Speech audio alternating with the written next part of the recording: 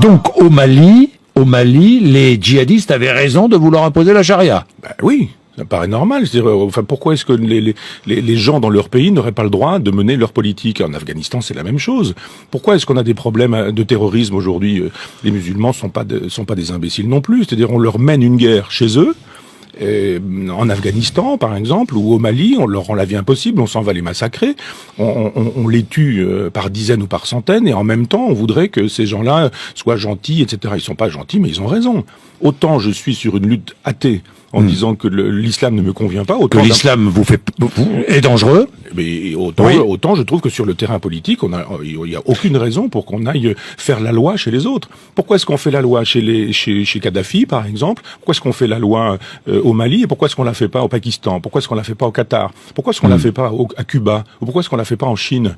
Si vraiment les droits de l'homme nous intéressent, pourquoi est-ce qu'on est spécifiquement au Mali et pas dans des endroits où les droits de l'homme sont bafoués partout? Alors, moi, je trouve normal qu'au Mali, où il m'est arrivé d'aller, la politique puisse exister. Une politique parce que nous défendons d'autres valeurs que les valeurs défendues par les djihadistes du Sahara. Oui, mais ils sont chez eux. Et on va pas faire la loi chez les musulmans, enfin dans les pays musulmans, que les musulmans fassent leur loi.